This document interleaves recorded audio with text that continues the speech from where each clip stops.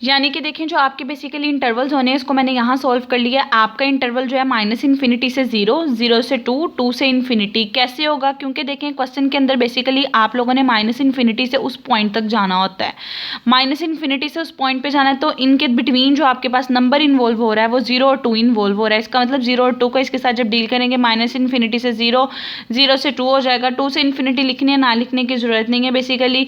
और यहाँ पे जो बेसिकली x है ये 2 के बेस पे रोल प्ले कर रहा है आपका, ठीक है। आपने इसके रिस्पेक्ट से इंटरवल डिस्ट्रॉय कर लेने हैं। अब आप देखें पहले जो इंटरवल होगा वो होगा जिसमें -∞ से 0 में x लाई कर रहा होगा।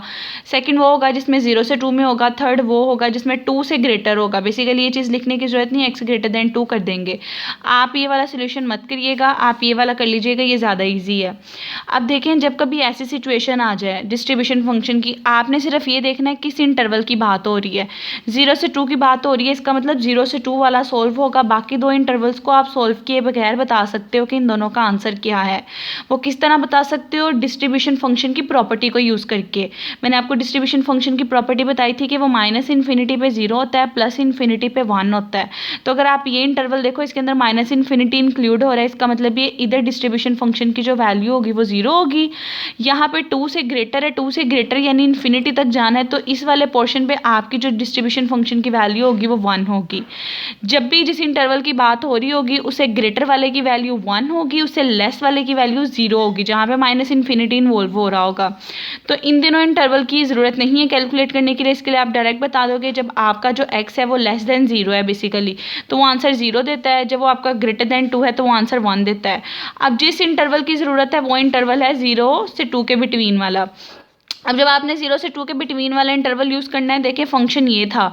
लोअर लिमिट अब -∞ नहीं रहेगी, लोअर लिमिट 0 में चेंज हो जाएगी, इसलिए इसकी जगह आ जाएगा 0। फंक्शन की वो वैल्यू आ जाएगी जो ऊपर निकाली थी x/2। अब यहाँ पे इन जर्नल x ही लिखना है, 2 पुट नहीं करना। 2 क्यों नहीं पुट करना, क्योंकि बेसिकली हमने इन जर्नल x की फॉर्म में फंक्शन निकालना है।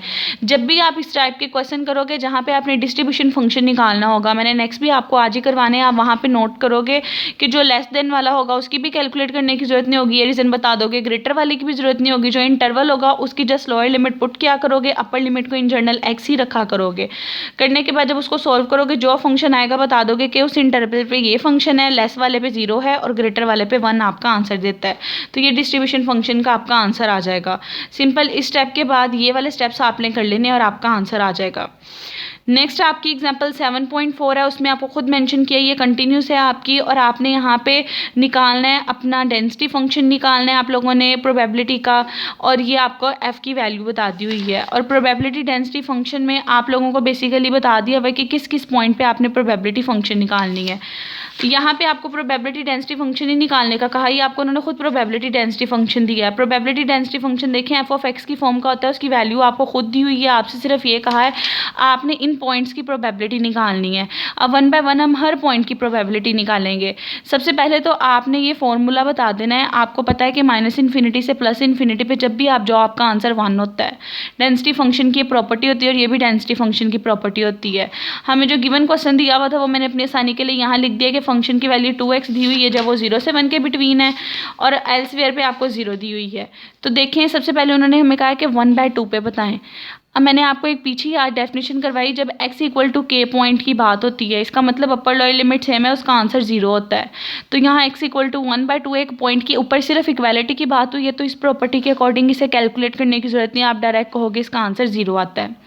उसके बाद जब लेस देन इक्वल्स टू 1/2 पे जाना है, अब देखें लेस देन इक्वल्स टू 1/2 यानी 1/2 पे स्टॉप होना चाहिए। स्टार्ट -∞ से स्टार्ट हो रहा है, लिमिट के पॉइंट 0, 1 भी आ रहे हैं, तो पहला पॉइंट जो लोअर होगा वो -∞ होगा, उसके बाद 0 होगा, 0 के बाद 1/2 आएगा। ये आपने एक सीक्वेंस देख लेनी है ना कि 2 पॉइंट्स ये हैं, एक पॉइंट ये है। अब जो गिवन क्वेश्चन के अंदर पॉइंट होगा उसको सेटअप किया करना है। लेस देन इक्वल्स टू 1/2 था तो 1/2 यहाँ कहीं आता है, इसकी सिर्फ इधर तक बात करनी थी, तो ये 3 पार्ट्स में आपका इंटरवल ब्रेक हो गया, -∞ से 0, 0 से 1/2 बस। अब जिस वैल्यू पे आपका -∞ आ रहा है, देखिए इसको कैलकुलेट करने की ज़रूरत नहीं होती, इसका आंसर डायरेक्ट 0 आता है। या अदर वर्ड्स में आप ये कह सकते हो जिस इंटरवल के बिटवीन लाया कर रहा है सिर्फ वहाँ पे आपका फंक्शन आंसर देगा, बाकी हर जगह 0 होगा। अब -∞ से 0 इस इंटरवल में लाई नहीं कर रहा, उसका फंक्शन एल्सवेयर है तो वो 0 होगा। अब जो 0 से 1/2 है वो इसी इंटरवल के बिटवीन लाई कर रहा है, उस पर आंसर 2x देगा, उसको सॉल्व करोगे तो प्रोबेबिलिटी निकल आएगी। इसी तरह जब ग्रेटर देन 1/4 की बात करनी है, पॉइंट्स ये वाले 4 तो फिक्स है, -∞, +∞, 0 और 1, और नेक्स्ट पॉइंट आ गया 1/4।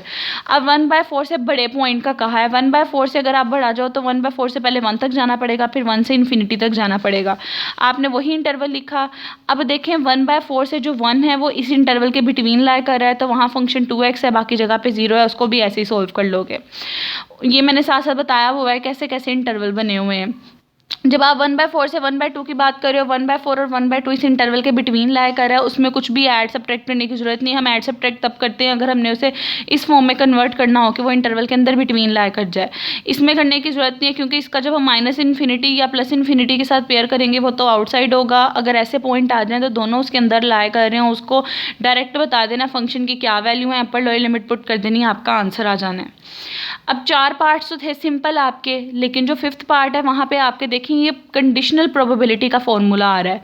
मैंने आपको लास्ट जब चैप्टर करवाया था उसमें बताया था कंडीशनल का फॉर्मूला होता है दोनों की इंटरसेक्शन ओवर लास्ट वाले की प्रोबेबिलिटी। इन दोनों की इंटरसेक्शन अगर आप इंटरवल की लो, एक इंटरवल में आ रहा है <= 2 तक के सारे एलिमेंट है, एक वाले में यहाँ कहीं 1/3 पड़ा हुआ है, उधर से लेके आ रहा है 2/3 तक। अगर हम इन दोनों की इंटरसेक्शन देखें तो ये वाला पार्ट इसके अंदर भी आ रहा है, ये वाला पार्ट इसके अंदर भी आ रहा है, तो जो इंटरसेक्शन होगी इन दोनों की वो 1/3 से 1/2 के बिटवीन होगी। इस वजह से यहाँ पे 1/3 से 1/2 के बिटवीन इंटरसेक्शन लिख दिया, नीचे वाली चीज़ एज इट इज़ आ जाएगी। इसकी जो प्रोबेबिलिटी है ये भी इस इंटरवल पे लाई कर रहा है, 2x है, लिमिट्स ये होंगी। इसकी प्रोबेबिलिटी भी 2x है क्योंकि इसी इंटरवल के बिटवीन लाई कर रहा है, लिमिट्स ये वाली होंगी, अपर लोअर लिमिट। ये लिमिट अपर लिमिट होती है, ये वाली लोअर लिमिट होती है। अप्लाई कर दोगे एट द एंड आपका आंसर आ जाएगा। ठीक है, ये बहुत इजी क्वेश्चन है, जस्ट सिर्फ फॉर्मूलाज हैं, आप लोगों को अप्लाई करने आने चाहिए। नेक्स्ट जो आपके पास एग्जांपल है 7.5, उसके अंदर आपसे क्या डेंसिटी फंक्शन निकालना है। जो देखिए स्मॉल df होता है, ये डेंसिटी फंक्शन को डिनोट करता है, मैंने बताया था आपको और कहा था इसका फॉर्मूले में सिर्फ डेरिवेटिव लेना होता है। आपको फंक्शन दिया, इसका डेंसिटी फंक्शन निकालने के लिए 1/1 सबके डेरिवेटिव लोगे, 0 का डेरिवेटिव 0, इसका डेरिवेटिव लोगे, बाकी सबके डेरिवेटिव ले लोगे और बता दोगे कि इस इंटरवल पे डेरिवेटिव लेने के बाद अब ये फंक्शन बन गया, इस इंटरवल पे ये बन गया और बाकी सारा 0 आ गया। ये सिंपल डेरिवेटिव निकालना था। ये फर्स्ट पार्ट इसका सोल्व हो गया। सेकेंड पार्ट में का है एक्स मोड की वैल्यू बताएं प्रोबेबिलिटी की जब वो <= 1.5 हो। मोड को पहले ओपन करोगे, मोड का मतलब होता है नेगेटिव से पॉजिटिव के बिटवीन लाई कर रहा है। प्रोबेबिलिटी निकालनी है इसकी, उसके लिए पहले से इंटरवल की फॉर्म में डिस्ट्रॉय करना पड़ेगा। यहाँ पे इंटरवल्स अगर आप देखें, बेसिकली इंटरवल हमेशा आपके बच्चों -∞, +∞ से स्टार्ट होते हैं, उसके अलावा 0, 1, 2 आ रहे हैं। मैंने लिख दिया -∞ एक इंटरवल होता है, एक +∞ होता है, एक 0 होता है और एक 1 होता है।